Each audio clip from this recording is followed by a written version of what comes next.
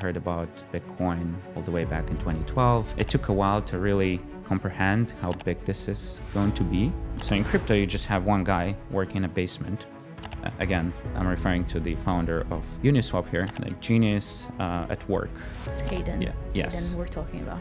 I went to our compliance function in London at Goldman Sachs and told them, hey, can I buy Ethereum?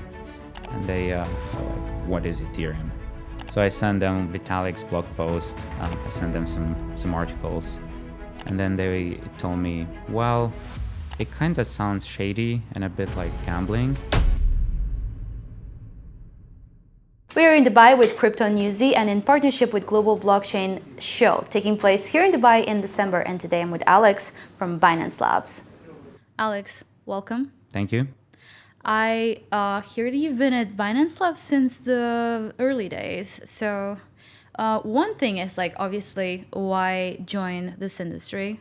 Tell me where you're at, and then maybe dive a little bit into like why Binance Labs specifically. Yeah, sure. So I guess to answer that question, we'll have to go back a bit more into where I started just after graduating university. Mm-hmm. So I joined TradFi initially. That was my very first job after multiple internships. I started at Goldman Sachs in investment banking, did the whole thing, like 4 years in London, working 100-hour weeks. One thing that I realized very early on was that TradFi, as we call it now, is a very slow-moving industry with lots of restrictions, lots of compliance overhang. What that meant is that, back in 2014 when I started, we had almost like a zero interest rate environment, which meant that you get paid quite a lot of money in terms of salary and bonus, but it kind of sits in your bank account doing nothing. So very unproductive use of capital. So that's on one hand. On the other hand, because of compliance restrictions, you're not able to invest in pretty much anything in TradFi. So no equities, pretty much no bonds. We're allowed to do some commodities like, buy oil, maybe gold, and all that spectrum of assets, but they are relatively boring. And as someone who you just start working, you have a bit more risk appetite. Yeah. So obviously crypto comes to mind straight away. And I did not start investing crypto straight in 2014. That would have been obviously much better ROI. But How it took did you a couple hear of about years. it? Well, I knew about it for some time. In fact, I heard about Bitcoin all the way back in 2012. It took a while to really comprehend how big this is going to be.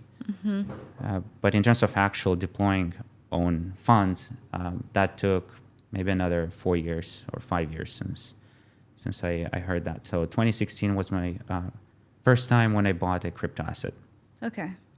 And I did it on Coinbase. Back then, Coinbase had 3 assets listed. For the most part, that was the case for a long period of time. So they had Bitcoin, Ethereum, and Litecoin. And that was it. You had nothing else. Then Binance came along in 2017, and I can cover that a bit more. But just to go back to where it all started, so I went to our compliance function in London at Goldman Sachs and told them, hey, can I buy Ethereum? And they were like, what is Ethereum? So I sent them Vitalik's blog post. I sent them some articles. And then they told me, well, it kind of sounds shady and a bit like gambling. We don't really have any restrictions buying this. And we do have a lot of people that actually are gamblers. They play poker professionally. They go to casinos. They do all sorts of other, blackjack, all sorts of other gambling activities. And they were totally fine with it. They just said, be careful about how you use your funds, because you might, be working all of this time and actually invest in something very risky. So that was it. I still have the email that the compliance replied saying, sure, go ahead, it's our money, you can lose it, do whatever you want. We don't have any restrictions. So yeah, I went ahead, bought Ethereum, Bitcoin, Litecoin. Then the ICO started, the whole boom. I was working long hours. Meanwhile, I was also watching these ICOs, launches live on my phone while being at the desk. So I've been engaged with a lot of different projects across the board in 2017 when the whole ICO phase took place. I also managed to create or come together with a few other people at Goldman and created our internal crypto club, which was very much frowned upon when you talk to some more, elder investment bankers. Right. They thought this is crazy. They even called, in some instances, us stupid. Because they get all their information from headlines on Bloomberg, on FT, Reuters, and so on. And those are not the most positive, especially not in 2017. Yeah, and the few people that I know, they did very well. We had some people that left and built some interesting infrastructure, connecting TradFi to DeFi to some extent. Some people built really cool stuff in the DeFi space. They've done well. Some of them are semi-retired now. Of course. So it pays off very well. But I think generally what really attracted me to crypto is the fact that this provides a clean slate of really anything, innovation, experimentation, really trying to do iterative approach to building stuff as well. We don't have in any other industry really. So first and foremost, I think DeFi was really the thing that clicked very quickly because being in traditional finance, you understand the limitations of cross-border payments, of fundraising, of everything really to do with any sort of traditional banking rail and traditional financial markets. They're very siloed. It's very hard to actually scale them across different geographies unless you have a lot of initial capital to go ahead and really deploy it big time. So DeFi solves all of that. We've seen the advent of new ways to price things. For example, automated market making is something actually that has been around for some time in the academic field, but you could never have seen this pick up in traditional finance because there was a professor somewhere, and this is actually a real thing. You can Google it. Robin Hanson, he proposed something like an AMM back in the 90s or early 2000s. And it was just like an academic paper that was shelved somewhere. It was very interesting to read, but no one actually could build it. You couldn't go to New York Stock Exchange and say, hey, let's do this AMM pricing mechanism for price discovery of Google stock. You'll probably get shown the door immediately. But then, Bancor came about, Uniswap came about, they built it, launched it somehow. People believed in it. For context, why was it not possible, and with the crypto it is? Well, because in traditional finance, if you want to replicate, imagine you take the entire order book model, which has been around probably since the 17th century, and you just say, let's scrap that and, try and replace it with this new crazy thing, which, works on paper, kind of mathematically, you can prove it. But we never actually tried it in real life. So let's just put, billions at risk and I see. See how it works. I guess if it sticks, it sticks. If not, then, well, sorry. So no one does that in traditional finance because, first of all, the way traditional finance has evolved is across centuries of, iterations, very slow-moving ideas and initiatives. So with order books, which you've had for a long time, it was literally like a book where you write, buys and sells or bids, and asks. And then that was done manually. You had an open market where people are shouting at each other. Then we had the advent of electronic trading, and you put that kind of in software format, and that's how we evolved to where we're at right now. So starting from the 17th century, where I guess it was the Dutch East India Company that had the very first method of doing this type of price discovery, which we now call order book based markets, to early 2000s, where we had this more mathematical, very theoretical approach, which was implemented in crypto. So in crypto, you just have one guy working in a basement. Again, I'm referring to the founder of Uniswap here. Okay, yeah. Like genius at work. It's Hayden. Yeah. Yes. Hayden we're talking about.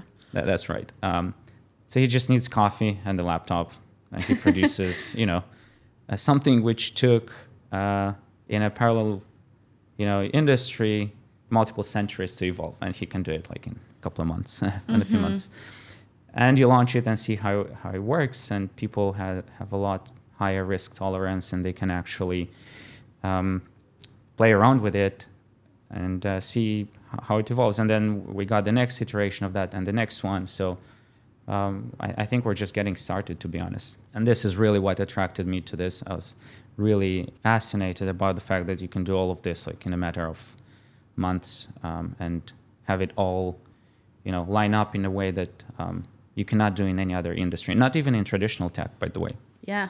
I mean, like the nature of risk taking seems like to be like a huge component that really attracted you to the industry. That's right. Yeah. But the fact that, and I'm going to go back to it just briefly, that you were like in the setup where like you're at Goldman Sachs and you find these things and you have like the conviction to actually not just want to do something about it, but you actually communicate it to a point where it was effective and you got approval to go forward. That is really amazing to me, mostly given that you were in London, which is it's much harder than if you're in the US.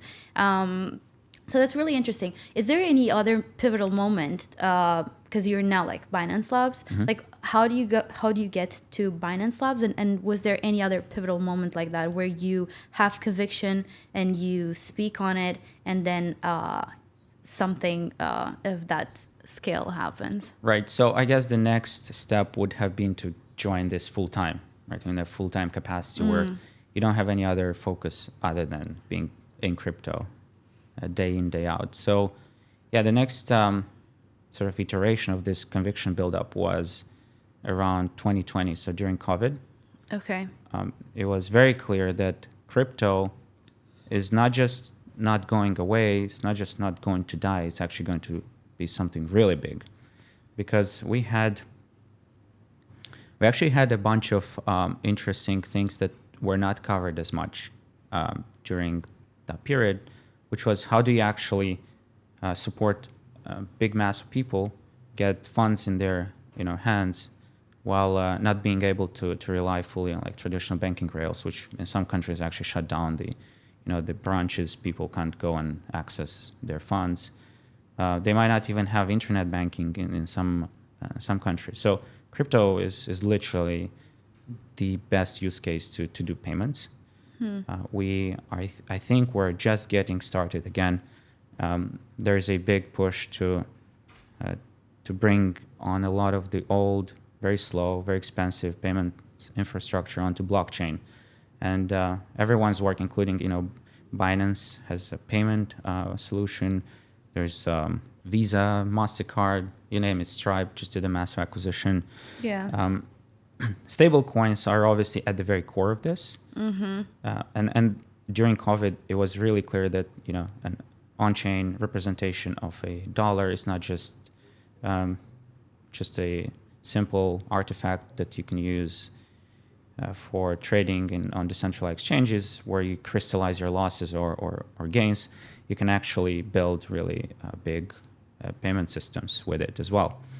So at that point, I realized that I really want to do this full time.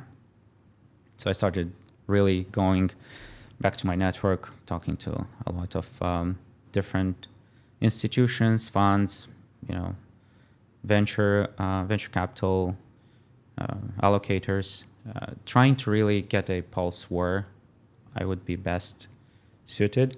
because crypto is not a very well-defined industry, as such, the roles that people have are also very much developing. So unlike traditional banking or private equity or even traditional venture capital, we're making stuff up as we go along right now.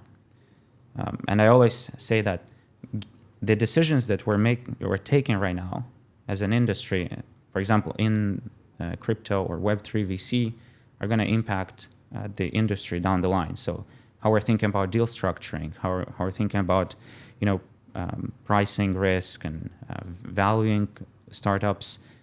This builds a historical record of things, and it kind of creates a path-dependent future where we cannot really go back and undo things. So if we think about it in the wrong way, or we push for the wrong approach to think about tokenomics, token issuance, all of these things that we just make up along the way, is going to impact the industry. And because of the accelerated way that crypto works, we're going to get there faster. So we want to actually think very thoroughly how we get things done. We actually put in place a framework that has a lot of thought and logic behind it. And this is really great for anyone who wants to come and work in crypto, because they can participate. They can actually have a big impact. Mm-hmm. It is like the same thing happened in traditional finance, let's say in the 80s, when bonds came about, and this high yield bond issuance was the frenzy of the time. A lot of things were done wrong, especially like with all of the junk bond market. Mm-hmm. But a lot of the things actually came out being very innovative, very interesting as well.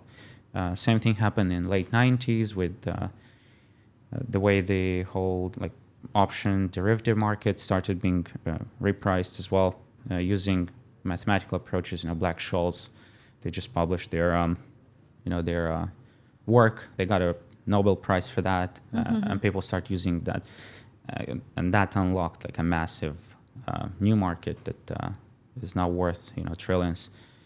Likewise, now we're doing the same thing, where it's not just an abstract thing that we're calling it decentralized finance or CeFi or DeFi. This is the cutting edge of crossover between finance, technology, general economic theory as well, and all sorts of other social aspects, and how you actually build communities and how you incentivize massive amount of people to work for the same goal. We never had something like this before, and therefore the impact of what we're actually funding, doing, supporting is going to be huge. Mm-hmm. Alex, I could talk with you for another 3 hours. They're signaling me to end this. You'll definitely have to come back. Sure. For everyone watching, where can they find you? I'm on Twitter, handle @Odagiu. You can also find me on LinkedIn, just my name, Alex Odagiu as well. For anyone who attends some of the larger kind of conferences, I tend to go to where I guess you are as well. So Token, DevCon, ETHCC, I'm usually there trying to meet founders, really interesting thought leaders, and people like you as well. Alex, thank you. Thank you very much.